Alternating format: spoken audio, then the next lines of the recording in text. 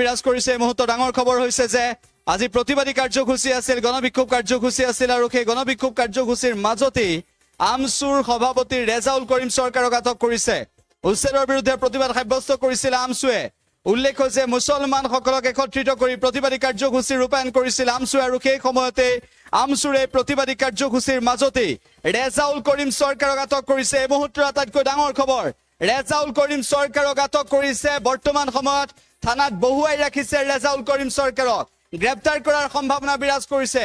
শেহতীয়াভাৱে উচ্ছেদক লৈ মুছলমান ৰাইজ যাতে কোনো কাৰণতে প্ৰতিবাদী এটা অৱস্থালৈ আহিব নোৱাৰে, তাৰ বাবে ৰেজাউল কৰিম চৰকাৰক গ্ৰেপ্তাৰ কৰিব পাৰে বা আমচুৰ সভাপতি গৰাকীক গ্ৰেপ্তাৰ কৰিব পাৰে, এনেধৰণৰ সম্ভাৱনা বিৰাজ কৰিছে।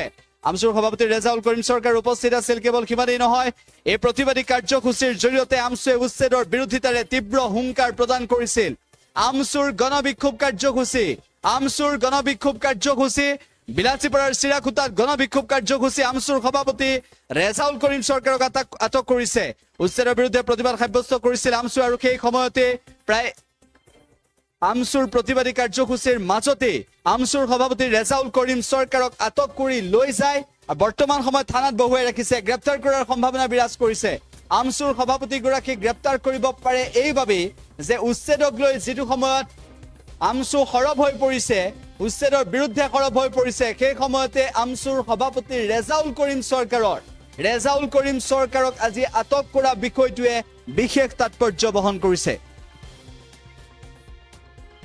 সংখ্যালঘুসকলক টাৰ্গেট কৰি শদিয়াৰ পৰা ধুবুৰীলৈকে যি সংবিধানৰ বিৰুদ্ধে গৈ সুপ্ৰিম কোৰ্টৰ গাইডলাইন অৱমাননা কৰি কোনো মানুহক কোনো সংস্থাপনৰ ব্যৱস্থা নকৰাকৈ যি ধৰণৰ অমানৱিক উচ্ছেদ কৰিছে, ইয়াৰ বিৰুদ্ধে আমি কৰি আহিছোঁ। আজিও আমি ধুবুৰী জিলাত গণবিক্ষোভ কাৰ্যসূচী কৰিছোঁ, কাৰণ এইটো সম্পূৰ্ণ সামঞ্জস্য নিৰ্বাচনৰ বৈচাৰিক পাৰ হ'ব। হিমন্ত বিশ্ব শৰ্মা ডাঙৰীয়া এতিয়া ভয় আছে, ৰাইজক তেওঁ কোনো উত্তৰ দিব পৰা নাই, কাম কৰা নাই। গতিকে এইবিলাক তেওঁ দূৰ কৰিবৰ কাৰণে হিমন্ত বিশ্ব শৰ্মা ডাঙৰীয়াই আচলতে সংখ্যালঘুসকলক টাৰ্গেট কৰিলে 26 বৈচাৰিক পাৰ হ'ব বিচাৰিছে। আচলতে মানুহক এনেকুৱা ধৰণে নিজৰ গাদী ৰক্ষাৰ কাৰণে, মুখ্যমন্ত্ৰী হ'বৰ কাৰণে মানুহক এনেকুৱা ধৰণৰ অন্যায় আচলতে নকৰে, যিটো হিমন্ত বিশ্ব শৰ্মা ডাঙৰীয়াই কৰিছে। আজি 7,000 ছাত্ৰ-ছাত্ৰী স্কুলৰ পৰা বঞ্চিত হৈছে।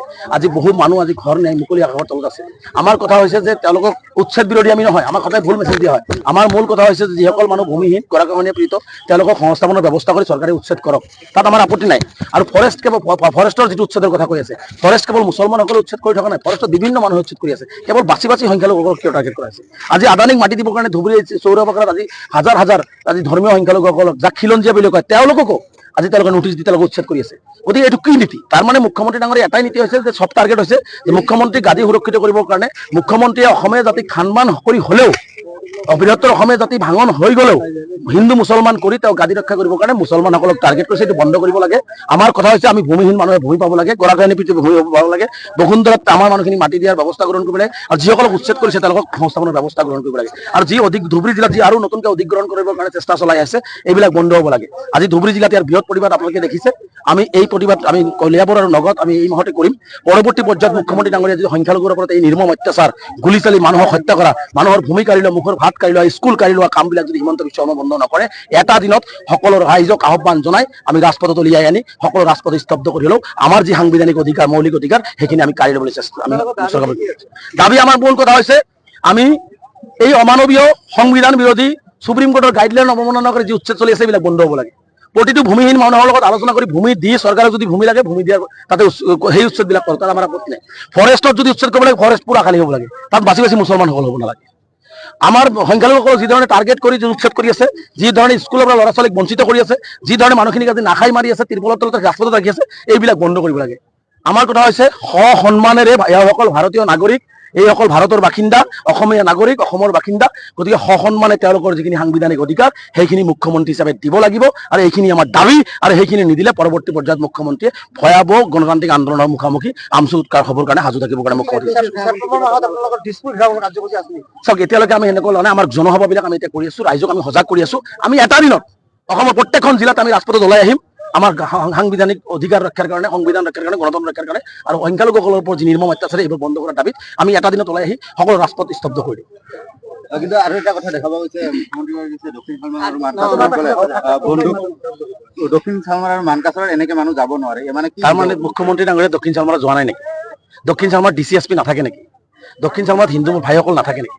মুখ্যমন্ত্ৰী হিচাপে এইবিলাক নাটক। মুখ্যমন্ত্ৰী ডাঙৰীয়াই যদি অসমৰ ৰাজ্য দক্ষিণ চালমাৰ মানুহক নিৰাপত্তা দিব পৰা নাই, তাতে পুলিচ আছে, মিলিটাৰী আছে, BSF লগাই দিয়ক, আৰ্মি লগাই দিয়ক।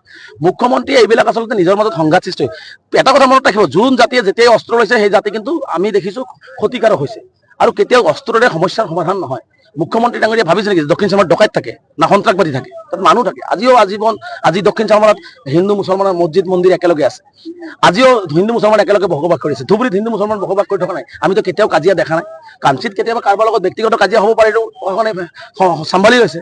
গতিকে মুখ্যমন্ত্ৰী ডাঙৰীয়া এইবিলাক এটা নাটক ৰচনা কৰি মানে অসমীয়া ৰাইজক তেওঁ বহুত অসমীয়াটো দেখাব বিচাৰিছে।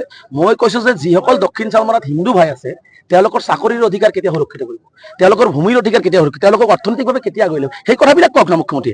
ধুবুৰী জিলাৰ হিন্দু ভাই যিসকল আছে, মুছলমানতো নকৰে মানিলো, তেওঁ অস্ত্ৰ দিয়াৰ পৰিৱৰ্তে ধুবুৰীৰ হিন্দু ভাইসকলৰ কাৰণে এটা ইউনিভাৰ্চিটি বনাওক না, ধুবুৰী হিন্দু ভাইসকলৰ কাৰণে এটা ভাল ৰাস্তা বনাই দিয়ক না, ভাল চাকৰি তেওঁলোকক দিয়াৰ ব্যৱস্থা কৰক না, হিন্দু ভাইসকলৰ কাৰণে তেওঁলোকে মহিলাখিনিক অৰ্থনৈতিকভাৱে আগুৱাই অনাৰ ব্যৱস্থা কৰক না। সেইবিলাক মুখ্যমন্ত্ৰীয়ে নকৰে। মুখ্যমন্ত্ৰী দিয়ে অস্ত্ৰ, তেওঁ নিজৰ মাজত নিজে কাজিয়া কৰিব। কাৰ লগত কাজিয়া কৰিব? আপুনি আৰু মইতো ভাই ভাই, মই মুছলমান আপুনি হিন্দু, আমিতো ভাই ভাই চলি আছো। আপুনি আৰু মোৰ মাজত কিবা কাজিয়া আছে নেকি? গতিকে মুখ্যমন্ত্ৰী ডাঙৰীয়াই কাজিয়াটো লগাই তেওঁ 26ৰ বৈতৰণি পাৰ কৰাৰ এটা চক্ৰান্ত আৰম্ভ কৰিছে, যাৰ কাৰণে মুখ্যমন্ত্ৰী ডাঙৰীয়াক মই প্ৰত্যাহ্বান জনাইছো, আপুনি অস্ত্ৰ দিব, মই কলম দিম।